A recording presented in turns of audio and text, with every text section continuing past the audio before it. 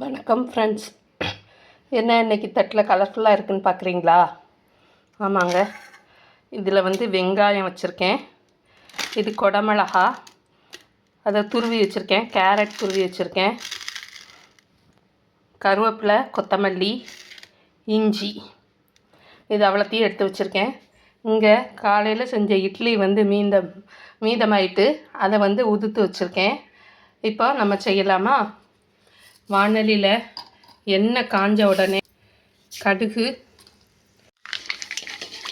பொரிய ஆரம்பித்ததுக்கப்புறம் பச்சை மிளகாய், இஞ்சி, கருவேப்பிலைக்கு முன்னாடி நீங்கள் பச்சை மிளகாயை போட்டு வதக்கிக்கிட்டிங்கன்னா அதில் உள்ள அவ்வளவு காரமும் இறங்கிடும். ஸோ நமக்கு பச்சை மிளகாய் நிறைய போட வேண்டியதும் இருக்காது, வேஸ்ட்டும் ஆகாது. பச்சை மிளகாய் நல்லா வதங்கணும், அந்த கலர் மாறணும், அந்த அளவுக்கு வதங்கிட்டுனா நீங்கள் காரம் கம்மியாக போட்டால் போதும்.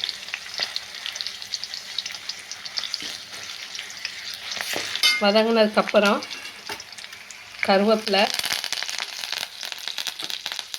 கட் பண்ணி வச்சுருக்க சின்ன வெங்காயம், நீங்கள் சின்ன வெங்காயம் இல்லைன்னா பெரிய வெங்காயமே போட்டுக்கலாம்.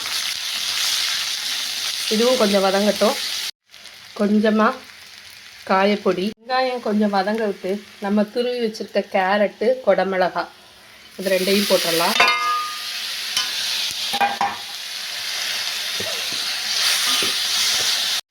வதங்கும்போது ஒரு பிஞ்ச் மஞ்சப்பொடி போட்டுக்கோங்க.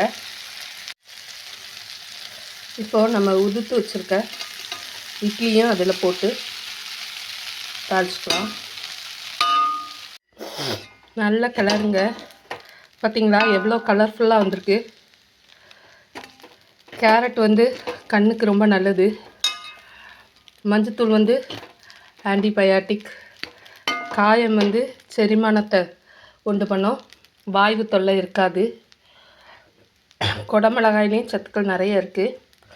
இந்த மாதிரி கிண்டி நல்லா சூடானதுக்கப்புறம் கொஞ்சம் தேங்காய் எண்ணெய் லைட்டாக ஊற்றிட்டு கொடுத்திங்கன்னா 2 நிமிஷத்தில் சட்டி காலி ஆகிடும். இந்த மாதிரி நீங்களும் உங்கள் குழந்தைங்களுக்கு செஞ்சு கொடுத்தீங்கன்னா இட்லி சாப்பிடாத குழந்தைங்க கூட சாப்பிடுவாங்க. Thank you friends. இந்த மாதிரி நீங்களும் உங்கள் வீட்டில் செஞ்சு பார்த்துட்டு எப்படி இருக்குன்னு கமெண்டில் சொல்லுங்கள்.